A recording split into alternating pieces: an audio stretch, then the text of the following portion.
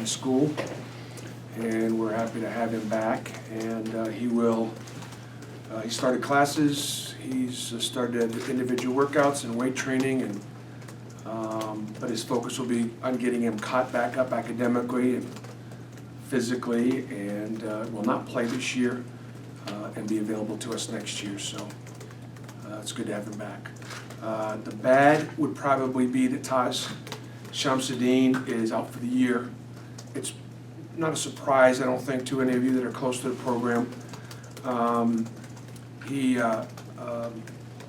It's as difficult as last year was, this has to be even more difficult for him, because having gone through both shoulder surgeries and rehabbed so hard and so well, and then to have played so well in the fall after being out all summer rehabbing, and the combination of he and Kareem playing together was really, really exciting.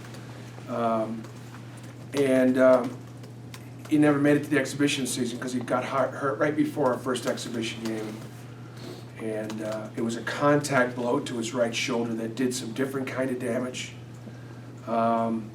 He is genetically predisposed to having, for lack of a better explanation, some loose shoulders.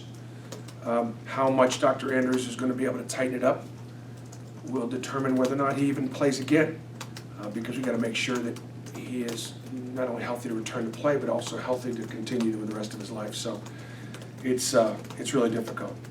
I guess the only ugly thing would be that while TJ Dunnins is doing well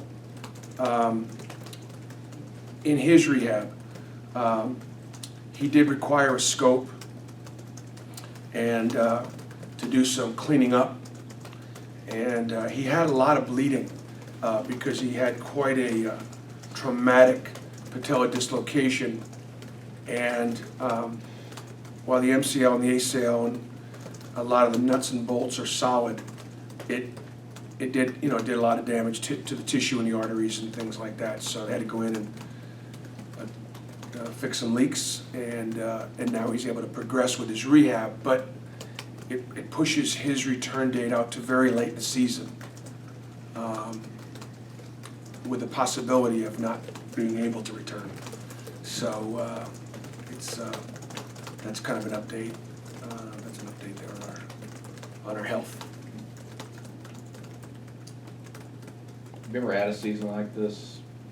We've got two important pieces like that go down the way they have. I'm sure I have. I'm sure I've had seasons like this with their injuries. The difference would be just in the guards, and I don't want to talk too much about the injuries. I want to talk about, because we obviously, it is what it is. They're not coming back, and so I want to talk about our team and what we need to do to be playing better basketball. But just to put it in perspective, we had 4 senior guards last year. KT was the leading scorer in the league. Casey Ross Miller, Malcolm Canada, Antoine Mason.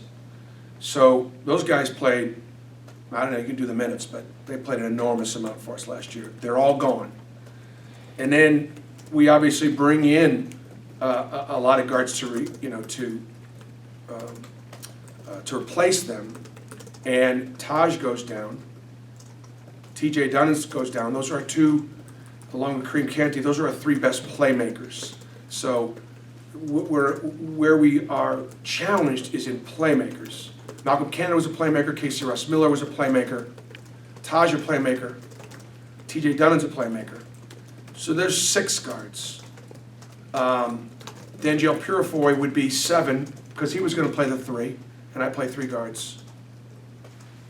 New Williams, combination of injury and not ready to play point, could play off the ball, but there was sort of a point guard. That's 8 guards. So, that's just a lot in a short period of time to replace. And if you even go back a year before that, Chris Denson was a first-team all-conference guard. So just a ton of guards to replace. So where we at right now is Kareem Canty, who has an enormous burden. He's